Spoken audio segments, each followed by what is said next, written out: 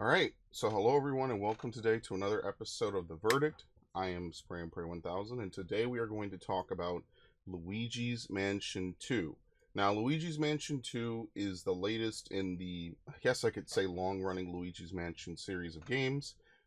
Started way back on the GameCube with Luigi's Mansion 1.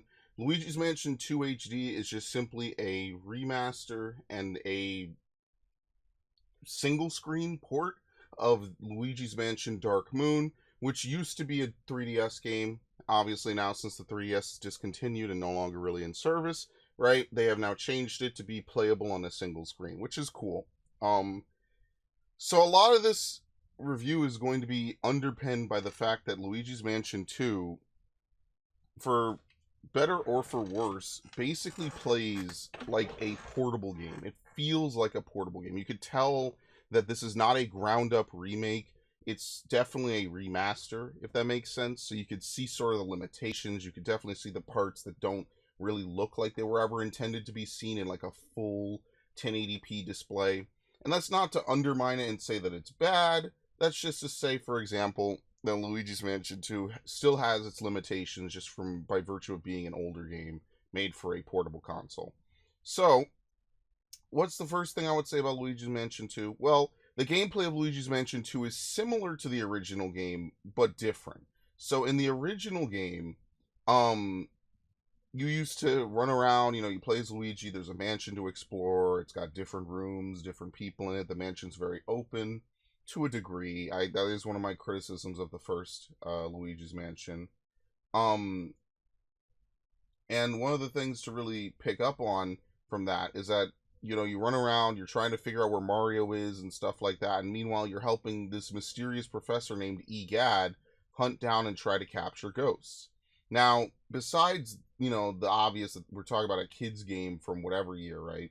Like on its face, it doesn't really seem like a very hyper replayable game, but I believe that the replayability of Luigi's Mansion 1 is one of the things that really lends itself to the success of the game. Now, you used to get graded on how you would capture these portrait ghosts, which are basically the boss ghosts of the game.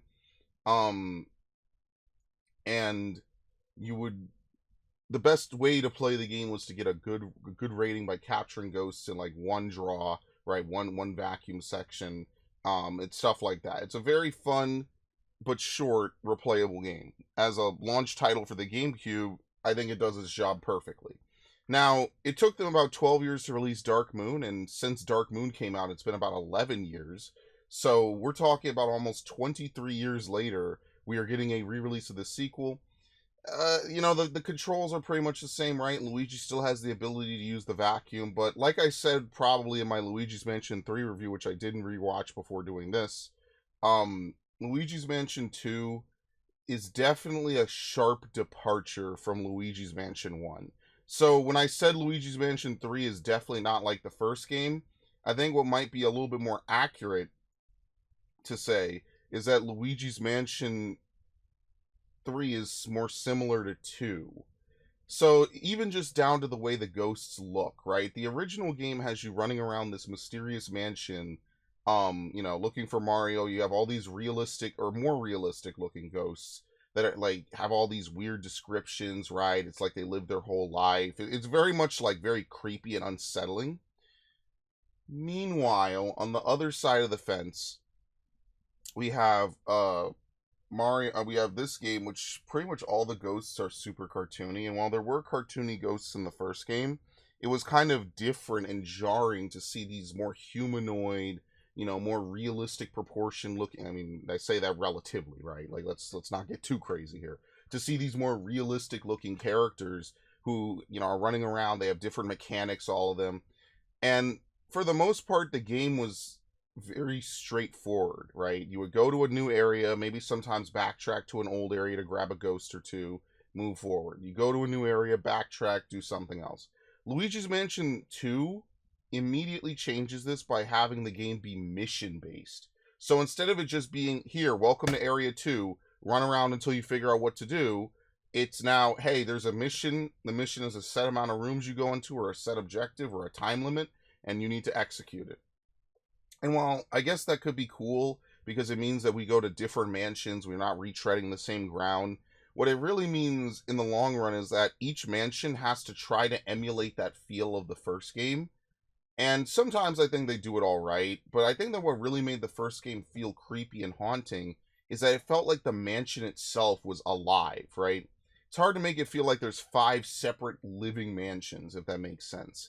So it feels more like, I guess if I could say the first one is like a walk through a haunted house, the second one is more like a walk through a theme park, if that makes sense. It still has that feeling of excitement, but not to the same degree, I would say. Besides that, I think one of the biggest things that Luigi's Mansion 2 does is that ghosts are always there. So in the first game, whenever a ghost is done attacking you, or whenever a ghost teleports away, the ghost is no longer tangible. You cannot stun the ghost with the flashlight. You cannot, you can't interact with them until they appear again. In this game, and this is one of the biggest pluses I could think of for the game, if a ghost teleports away, you are actually able to flash them still. They're just invisible. You might not be able to see them, but if you're, lucky, or if you kind of know where they're going, you could flash them. And that's actually something that translates very well between both the boos of the game and just the normal ghosts. Now, granted, the boos of the game return in a similar vein. There's a 1 boo per mission. They act similarly to how they did in the first game, although in the first game, where each boo was linked to a room, they would, teleport around the room or whatever, try to escape the room after a set amount of time. It gets very annoying at the end of the game. If you've ever seen me play Luigi's Mansion 1, that's one of the things I criticize the most about it, is that boos can pretty much just decide to leave a room whenever, and there's not really much you could do to stop them, because you don't actually suction them in. In the sequel, in Luigi's Mansion 2, boos are now like a mini boss fight fought in that room. They don't escape the room, to my knowledge. But what you do instead is you have to find them in the room and then flash them with basically the I think it's the dark light device, which is just a black light, which will make them tangible. You can then suction their tongue, and then you could spin them around the room basically by releasing it, and that deals damage to them every time they hit an object. Usually you have to do it 2, maybe 3 times, and you could capture them like a normal ghost. It's okay. I don't hate it. I like the fact they can't really escape. At least I never had one escape. The boos are definitely harder to find. There's no boo radar in this game, unlike the first game.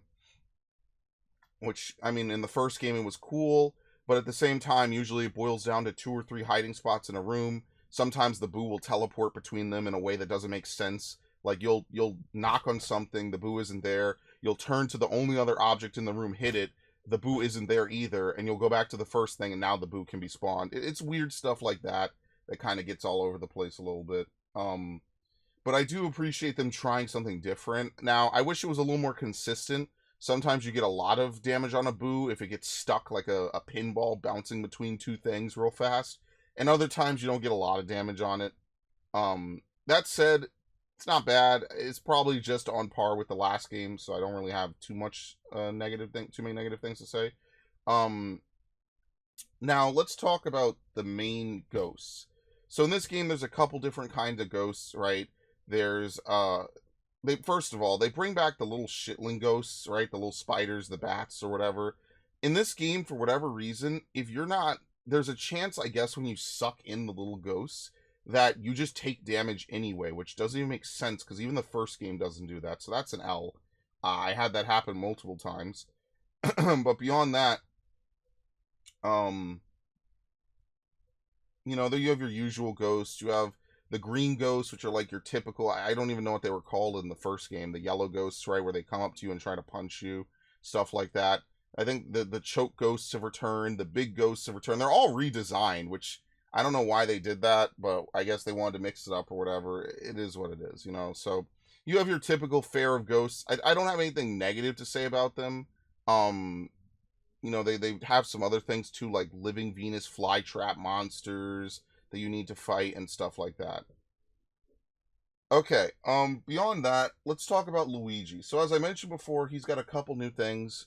In the first game, you had the elemental metals and the elements. That doesn't return almost at all in this game. It's completely wiped.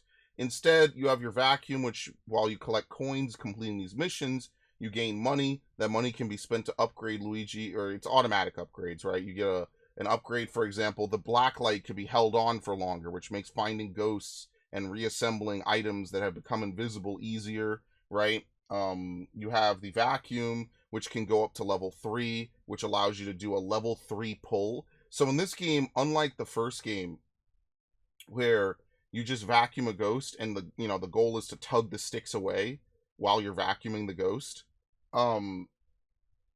In Luigi's Mansion 2, you still have that, but as you vacuum a ghost, you build up power in the vacuum. And when you press A when a gauge is full, or like a segment of the gauge is full, you could basically yank them, which stuns them for half a second, and then it allows you to, get some extra energy off of them. And then, so basically, the way ghosts work in this game, in case you don't know, when you initiate a capture of a ghost, they have energy, basically. They have a life bar. Or I think it's numbers that count down. As long as you're vacuuming them, those numbers are depleting. Once those numbers hit 0, the ghost can be captured. It enters an animation where Luigi sucks it into the vacuum. Now, like I said, in the first game, it's simple. Stun a ghost with the flashlight, start sucking, right? Second game, you could use that to yank off, at times, a lot of energy off of these ghosts. In fact, some of the lower level ghosts will just instantly be defeated because in the time it takes for you to build that first gauge, the one yank, they're done. They're finished. So that's definitely something really good. I do like that. It definitely adds a lot of strategy. One thing I don't like is that ghosts in this game it's very easy for you to get pulled into stuff. Like, for example, you could get pulled into, like if you're trying to do a ghost capture, it's very easy to get pulled into like a banana on the ground, for example, right? It's very easy for you to do that. It's very hard for you to get that kind of control back mid-capture to dodge. Now, it is possible. It just gets very annoying if you're like trying to capture multiple ghosts and they just intentionally all drag you over a banana peel, right? Now, in this game, it doesn't hurt you as much, and I will say that apparently they buffed the amount of hearts you get in this game, the amount of healing. Allegedly, they changed that, so that's good. Because I could imagine with less healing, this game would be way more annoying and way more frustrating. So I don't have anything negative to say about that because Lord knows I would be absolutely annoyed. So I'm not gonna take that one too much to heart. But besides that, I think one of the biggest things about this game that it has going for it is just it makes good use of its controls. Now, there is one boss fight, because there are boss fights at the end of each area. Unfortunately, these boss fights are basically all against the same ghost and like possessing a different thing. There is one boss fight where you have to shoot bombs in an on-rail segment and you're on a time limit. Easily the worst part of the game by far. But outside of that, I think the gameplay is pretty solid. You go around looking for keys, looking for ways to progress, solving puzzles in the mansion, trying to complete each mission with the least amount of time, the most money, and without getting hit, or at least taking a very little amount of damage. Like I said, if you've ever played a mission-based game, which might have been more popular when I was younger, right? Then this game is right up your alley. If not, it's not bad, right? It's got a lot of good things going for it. So, what's the story of this game? To be honest with you, it's almost identical to the first game. In the first game, Luigi wins a contest that he never entered for a mansion that when he shows up looks, it's the iconic mansion, right? It's horrifying. It looks terrifying. That's how he meets Egad. Egad tells him his brother went in and never came out. Probably is now, captured by the booze. So it's up to Luigi to go out, try to help him, try to save him. Okay? Meanwhile, in the second game, Luigi is over here. He's running around, right? He just happens to get in, he's chilling. Egad pulls him back in. Now he has to figure out what's going on. And obviously Mario's in there somewhere, which is kind of unfortunate. I was hoping it would be a standalone adventure, but, that's how the Luigi's Mansion formula is, I guess. So, not really too much to say here about the story. It's a Luigi's Mansion game. You're not going to get anything crazy from it. This isn't Eternal Darkness, right? But it was a little bit of an over-retread of the first game, which I wish was a little bit different. Outside of that, the graphics, they're alright. I don't hate them. Like I said before, you could definitely tell this is a 3DS title that's been retooled and rechanged a bit. So that definitely could maybe be, could have been, I mean, what can you really do? It's a remaster, so I guess I can't take anything away from it. I think the biggest thing that I'm missing from this game is substance. I wish it had more of that nice backbone the first game had. You find all these weird, unique ghosts, right? You capture them. It's supposed to be like this big family or big collection of all these people who apparently have lived, full lives, but then Egad tells you the mansion just showed up yesterday. that creepiness factor just isn't there. And that's like a huge reason why I love the first game. Like if I had to give the first game a rating, it would be like 90 to 92. It's like a really well-crafted game that just has a couple of things. Like there's no door in that one room on the second floor that would make backtracking so much easier, right? The world is not very connected, if that makes sense. The mansions in this game are smaller, but they're a little more connected, I guess, but they're smaller, so it doesn't really count as much, right? Like there's no like 4 floors. I was really hoping that we would get a Luigi's Mansion game where the mansion is huge, right? Takes full advantage of the improved hardware to have like a 5-story plus attic plus, you know, basement mansion, chock full of ghosts and stuff. Maybe even throw in a little bit of non-linearity, right? Just to make it really interesting. And I mean, I guess it's better than the original or than the sequel in that sense. But I can't shake the feeling that Luigi's Mansion 2 definitely started the downtrend of Luigi's Mansion games. And so, like, there's definitely a degree of, you know, I just wish it was a little bit different in that regard. So what would I rate Luigi's Mansion? I definitely have to take into account that it's a 3DS game. You know, they are selling it for a reasonable high amount of money. But that said, I don't think it's bad. I just don't think that it excels at anything. And while I do want to see more of these 3DS re-releases, and while I do recommend it, you know, I just want to say, like, just think about. I guess there's not really a way to play the first game, which is unfortunate because it also got ported to the 3DS, and I was hoping that they would port that, and they did not. So ultimately, what would I give it? 76. It's just middle of the road to me. It was fun. It was cool. I did enjoy it. But at the same time, was it to die for? No. Was it this crazy, like, blow my socks off game? No. Maybe if on the 3DS, it might have been a little more wowing in 2013 than it is in 2024. But because this is a 2024 release, I will review it as a 2024 release. It's good. It's got its good moments, but a lot of the negatives are still there from whenever. So, that's all I got to say for this. I will see you on the next one. Have a good one.